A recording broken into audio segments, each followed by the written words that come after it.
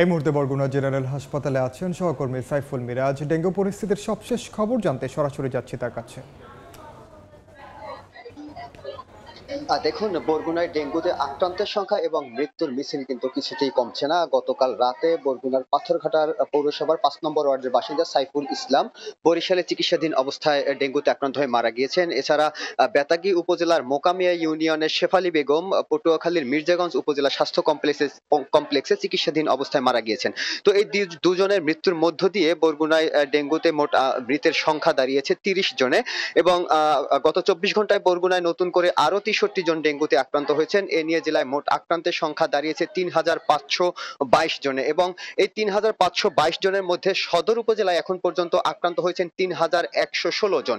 তো বরগুনা সদর উপজেলায় কিন্তু ডেঙ্গুর প্রকোপটা সব থেকে বেশি। আমরা স্থানীয় প্রশাসনের সঙ্গে কথা বলেছি, তারা আমাদেরকে জানিয়েছেন যে সমন্বিতভাবে বরগুনায় ডেঙ্গু প্রতিরোধে পরিষ্কার পরিচ্ছন্নতা অভিযান এবং মশক নিধন কার্যক্রম পরিচালিত হচ্ছে। কিন্তু যে হারে প্রতিদিন ডেঙ্গু আক্রান্ত রোগী শনাক্ত হচ্ছেন, তাতে কিন্তু স্থানীয়রা এই পরিষ্কার পরিচ্ছন্নতা অভিযান এবং মশক নিধন কার্যক্রমে সন্তোষ প্রকাশ করছেন না। চিকিৎসকরা বলছেন যে প্রতিদিনই ডেঙ্গু আক্রান্তের রোগীর সংখ্যা বৃদ্ধি পাচ্ছে এবং প্রতিদিন এই একই চিত্রের কারণে তাদেরও চিকিৎসা সেবা প্রদান করতে হিমশিম খেতে হচ্ছে। এখানে কিন্তু হসপিটালে কিন্তু রোগীদের তিল ধরার ঠাঁই নেই। এখন কেবিন বেড ছাপিয়ে কিন্তু মেঝেতেও রোগীদের চিকিৎসা নিতে হচ্ছে। একটি মানবিক বিপর্যয় এখানে ডেঙ্গুর কারণে দেখা দিয়েছে।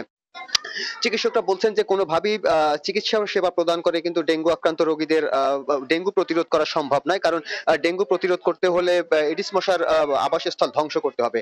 কিন্তু আমরা বরগুনার বিভিন্ন প্রত্যন্ত গ্রাম অঞ্চলে খোঁজ খবর নিয়ে দেখেছি যে বরগুনা পৌর শহরের তুলনায় গ্রাম অঞ্চলে রোগীর সংখ্যা এখন বৃদ্ধি পেয়েছে। কিন্তু সেই ক্ষেত্রে কিন্তু বরগুনায় পৌর শহরেই শুধুমাত্র পরিষ্কার পরিচ্ছন্নতা অভিযান পরিচালিত হচ্ছে, কিন্তু ইউনিয়ন পর্যায়ে এখন পর্যন্ত আগের পরিষ্কার পরিচ্ছন্নতা অভিযান পরিচালিত হচ্ছে না, যার ফলে কিন্তু গ্রাম অঞ্চলে ডেঙ্গু আক্রান্ত রোগীর সংখ্যা বৃদ্ধি পাচ্ছে।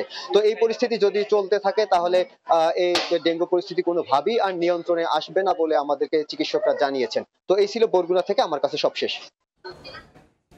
সরাসরি যুক্ত ছিলাম বরগুনায়।